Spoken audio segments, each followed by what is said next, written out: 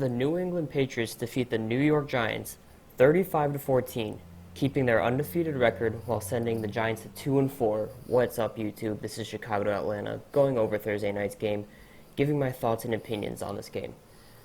First, let's get into the numbers here. Tom Brady went 31 for 41, 334 yards, no touchdowns, an interception. He did have 2 rushing touchdowns, however, but Daniel Jones went 15 for 31, 161 yards, 1 touchdown, 3 interceptions. Not a good game for him. He did not look good, but we'll get into that later. Sony Michel, 22 rushing attempts for 86 yards. He did not get going at all this game. He had one of his runs was a 29-yard breakthrough of a run that was at the end of the game. That was pretty pointless. That just kind of sealed the deal. Julian Edelman, 9 catches for 113 yards, targeted 15 times. He was crucial for Brady in this game, and I'll get into that later as well, because Brady did not have many people to throw to. John Hillman, the Giants' third-string running back, after Barkley was out and after Gallman got injured last game, 11 rushes for 38 yards. He did not do much. Golden Tate, 6 catches, 102 yards, and a touchdown. So those were just a couple of the key players in this game, leading rushers, leading receivers for each team. So what are my overall thoughts on this game? This game was a lot closer than it should have been. Score does not reflect how the game went at all. 3 defensive or special teams touchdowns scored in this game, 2 by the Patriots and 1 by the Giants. 2 of them were fumbles that were returned for touchdowns, and the other one was on a punt that the Giants punter, don't know his name, kicked the ball into the back of one of his own players, and the ball went up. Patriots player caught it and ran it in for an easy walk-in 5 to 10 yard touchdown.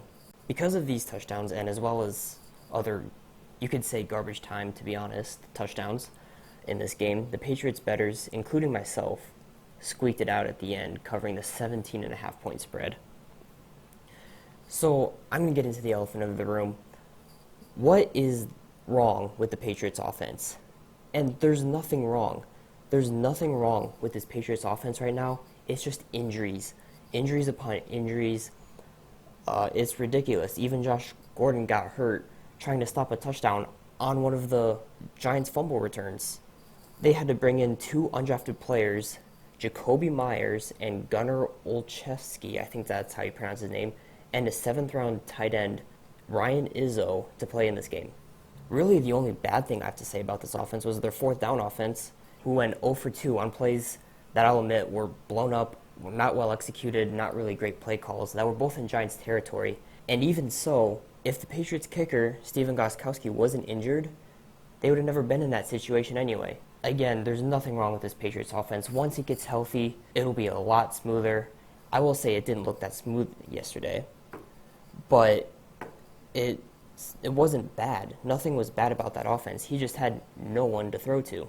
On a different note, the Pats' defense is looking good as always. 4 turnovers, 3 interceptions, and a fumble return, and 2 touchdowns, like I said earlier.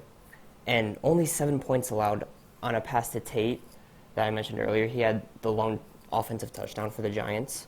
That was really fluky in my opinion. It was just a little go route by Golden Tate, and Patriots defender jumped up, tried to break it up, and he just missed it. It's still a great defensive play in my opinion, but Golden Tate just ended up with the ball, and he ran it in for a touchdown. Daniel Jones did not look good at all, wasn't comfortable at all in this game. I will say there was severe winds up to like 30 miles an hour, I believe, which will deter any quarterback. Even Brady looked like he was having trouble spotting his passes at points in this game. But all this hype about him will probably die out after this game, after he's faced 2 good defenses in a row. He didn't play bad. He didn't play that bad against the Vikings last week, but still only put up 10 points and only put up 7 points this week.